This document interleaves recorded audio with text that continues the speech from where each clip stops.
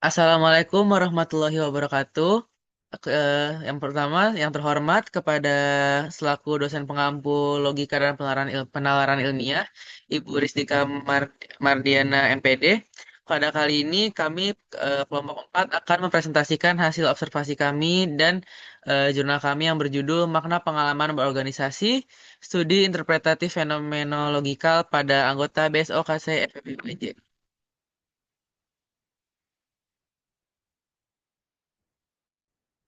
Kemudian anggota kelompok kami yang pertama ada Fauzairi dengan NIM akhir 081, kemudian Bulan Prilly dengan NIM akhir 099, dan Muhammad Fatur Rahman Razani dengan NIM akhir 203. Nah, kemudian saya akan menjelaskan tentang latar belakang hasil penelitian kita pada kali ini. Organisasi mahasiswa merupakan ruang pengembangan diri yang syarat dengan pengalaman personal seperti dinamika motivasi, kepemimpinan, hubungan interpersonal, dan budaya kerja. Dalam BSOKC FEB itu sendiri, aktivitas organisasi dijalankan secara sukarela dan berdampingan dengan tuntutan akademik, sehingga beberapa anggota menghadapi tekanan, beban tugas, serta interaksi sosial yang beragam. Kondisi ini menjadikan pengalaman berorganisasi tidak hanya bersifat struktural, tetapi juga emosional dan subjektif bagi setiap anggota. Penelitian perilaku keorganisasian sebelumnya umumnya berfokus pada hubungan antar variabel dan belum sepenuhnya menggambarkan bagaimana individu memaknai pengalaman berorganisasi tersebut. Oleh karena itu, pada kali ini kita menggunakan pendekatan IPA atau Interpretative Phenomenological Analysis untuk menggali makna subjektif pengalaman anggota secara mendalam. Melalui IPA, penelitian ini tidak hanya memahami apa yang dialami oleh anggota BSOKC FEB tapi juga bagaimana pengalaman tersebut ditafsirkan dalam dan membentuk motivasi, komitmen, serta keterlibatan mereka dalam organisasi. Nah, untuk rumusan masalah yang akan dibahas pada penelitian kali ini, yang pertama adalah bagaimana anggota dan pengurus BSOKC FEB memaknai pengalaman berorganisasi terkait motivasi dan peran mereka. Yang kedua, bagaimana anggota menafsirkan hubungan interpersonal dan kepemimpinan dalam organisasi. Yang ketiga, bagaimana anggota memaknai budaya kerja dan tuntutan organisasi terhadap komitmen dan keterlibatan mereka. Nah, selanjutnya tujuan penelitian yang kita buat kali ini yang pertama, kita berharap dapat menggali pengalaman organisasi anggota dan pengurus BSOKC FEB dan juga dapat memahami makna hubungan interpersonal dan gaya kepemimpinan dalam organisasi, serta menjelaskan pengaruh budaya kerja dan tuntutan organisasi terhadap komitmen anggota. Kemudian landasan teori pada penelitian kali ini yang pertama ada perilaku keorganisasian. Perilaku keorganisasian membahas bagaimana individu dan kelompok berperilaku dalam suatu organisasi, termasuk motivasi, kepemimpinan, komunikasi, dan dinamika kelompok, menurut Robbins and Judge. Yang kedua, kita menggunakan teori motivasi Herzberg. Teori dua faktor Herzberg membedakan motivasi menjadi faktor intrinsik dan juga ekstrinsik yang memenuhi kepuasan serta keterlibatan anggota dalam organisasi. Yang ketiga ada dinamika kelompok. Menurut Lewin, dinamika kelompok terbentuk melalui interaksi antar anggota yang mempengaruhi kerjasama, rasa memiliki, dan efektivitas tim. Kemudian yang keempat ada budaya organisasi. Shane menjelaskan bahwa budaya organisasi terdiri dari nilai, norma, dan pola perilaku bersama yang memengaruhi cara anggota menjalankan peran dan berkomitmen dalam organisasi. Dan yang kelima adalah Interpretative Phenomenological Analysis atau IPA. IPA merupakan pendekatan kualitatif yang digunakan untuk memahami bagaimana individu menafsirkan pengalaman subjektif mereka dalam konteks kehidupan organisasi. Untuk bagian selanjutnya akan dijelaskan oleh rekan saya. Terima kasih, Daka. Oke, selanjutnya di slide ini saya akan jelaskan metode dan fokus penelitian. Penelitian ini memakai metode kualitatif dengan pendekatan IPA atau Interpretative Phenomenological Analysis. Jadi yang dicari adalah makna subjektif dari pengalaman partisipan. Fokusnya itu melihat pengalaman anggota dan pengurus BSOKC FEB dalam beberapa aspek. Yang pertama dalam aspek motivasi, beban kerja, kepemimpinan, dan dinamika organisasi. Intinya, penelitian ini tuh menekankan bagaimana pengalaman itu dimaknai dalam konteks organisasi mahasiswa yang sifatnya sukarela tapi tetap kompleks. Jadi next. Nah, setelah tahu fokusnya, di sini kami menggunakan sumber data. Dalam penelitian ini tuh sumber datanya ada dari sumber data primer dan juga sekunder, di mana sumber primer ini dikumpulkan lewat wawancara mendalam dan juga observasi langsung terhadap jalannya operasi organisasi. Lalu sumber sekunder itu meliputi cerita pengalaman anggota, penjelasan motivasi dan hambatan, kisah pembagian tugas, komunikasi, kepemimpinan, dan catatan aktivitas organisasi. Jadi datanya itu tidak hanya dari satu cara, tapi dari beberapa sudut pandang. Boleh di next? Nah, kalau tadi sumber datanya itu secara umum, selanjutnya ini akan lebih spesifik, yaitu tentang dokumen internal dan literatur apa yang kami pakai dalam penelitian ini. Di slide ini kami menjelaskan bahwa dokumen pendukung yang dipakai sebagai sumber sekunder yaitu dokumen internal organisasi seperti struktur organisasi, program kerja, dokumentasi kegiatan, dan SOP. Selain itu, penelitian juga menambahkan literatur literatur perilaku yang relevan untuk memperkuat analisis. Jadi, hasil penelitian bukan cuma berdasarkan cerita, tapi juga diperkuat oleh bukti dokumen dan teori pendukung. Boleh next.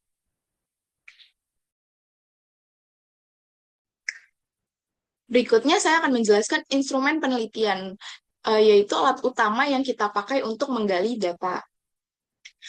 Instrumen utama penelitian ini adalah wawancara semi terstruktur. Artinya pertanyaannya itu sudah disiapkan, tapi tetap fleksibel supaya partisipan bisa bercerita lebih dalam. Nah, dalam kerangka IPA, peneliti juga berperan sebagai instrumen, karena peneliti yang menafsirkan makna pengalaman partisipan. Selain itu, peneliti membuat catatan selama wawancara untuk menangkap hal-hal penting yang mungkin tidak muncul langsung dari pertanyaan. Boleh next?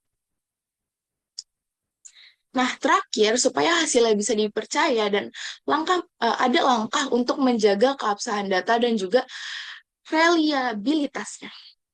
Di slide ini, eh, menjelaskan cara menjaga kualitas penelitian, yaitu keabsahan data dijaga melalui member checking, yaitu dengan mengonfirmasi hasil kepartisipan, lalu dengan peer debriefing, yaitu dengan diskusi dengan rekan atau ahli, lalu yang ketiga, triangulasi antara wawancara, observasi, dan dokumen organisasi. Lalu reliabilitas diperkuat dengan audit trial, yaitu jejak proses penelitian yang terdokumentasi dan pencatatan reflektif agar interpretasi tetap konsisten. Jadi penelitian ini berusaha untuk memastikan data dan kesimpulannya itu kuat serta dapat dipertanggungjawabkan. Selanjutnya akan dijelaskan oleh teman saya.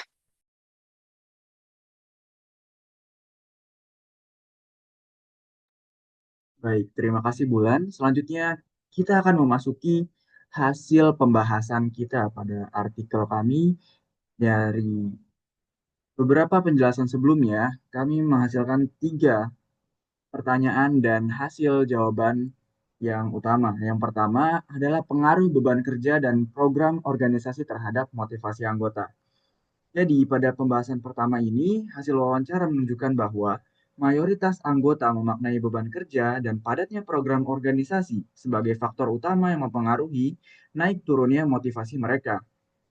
Jadi, mereka ketika di awal keanggotaan, antusiasmenya cenderung tinggi. Namun, seiring meningkatnya intensitas kegiatan, muncullah rasa lelah baik secara fisik maupun mental. Kondisi ini semakin terasa ketika tugas organisasi beririsan dengan tuntutan akademik, sehingga anggota perlu melakukan penyesuaian prioritas. Meskipun demikian, motivasi masih dapat dipertahankan apabila terdapat dukungan dari pengurus dan pembagian tugas yang dirasakan adil. Nah, dari perspektif interpretatif phenomenological analysis, temuan ini menunjukkan bahwa motivasi tidak dipahami secara objektif, melainkan sebagai pengalaman subjektif yang terbentuk dari interaksi antara tuntutan organisasi dan kemampuan individu dalam mengelola tekanan. Boleh di next?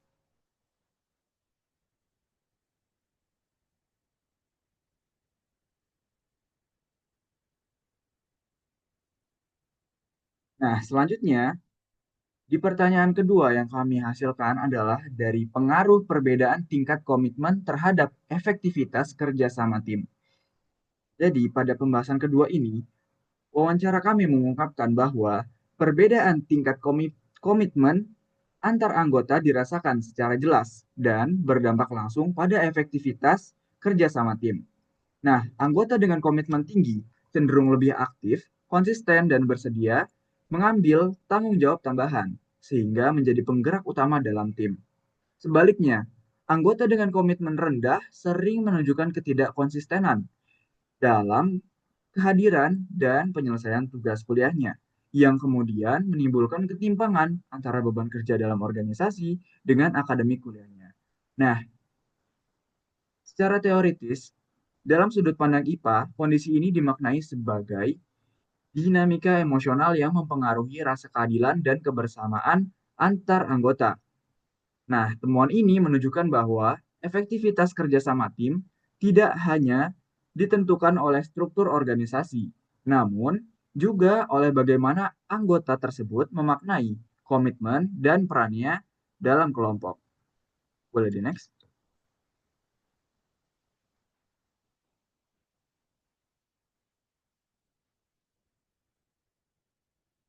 Nah, untuk yang terakhir, apa sih strategi aplikatif yang dapat menyeimbangkan tuntutan organisasi dan kapasitas anggotanya?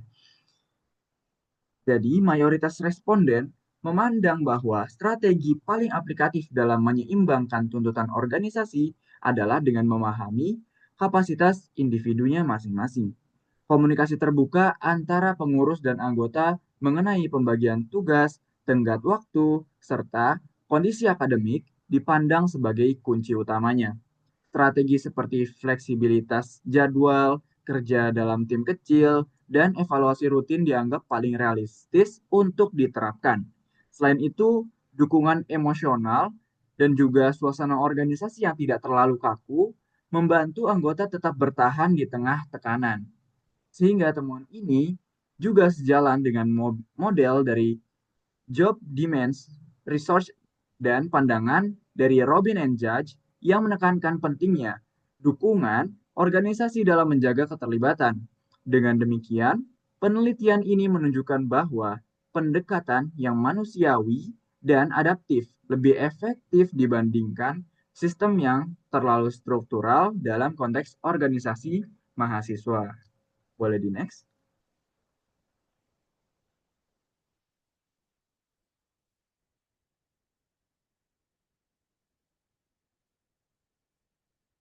Baik, terakhir sebagai kesimpulan, yang kami dapatkan dari BSOKC FEB UNJ bahwa pengalaman berorganisasi anggota dimaknai secara subjektif melalui beban kerja, relasi sosial, dan kepemimpinan.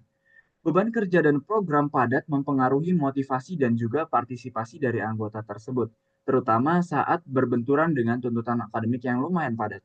Nah, perbedaan komitmen berdampak pada efektivitas kerjasama dan juga rasa keadilan dalam tim. Komunikasi terbuka, fleksibilitas, dan dukungan emosional menjadi strategi paling aplikatif.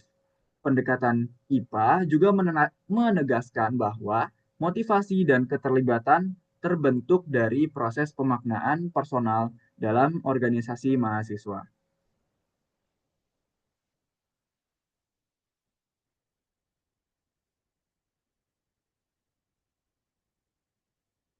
Baik, mungkin itu presentasi yang bisa kami sampaikan dari artikel kami yang berjudul Makna Pengalaman Berorganisasi, Studi Interpretatif Phenomenological Analysis pada Anggota BSOKC FEB UNJ.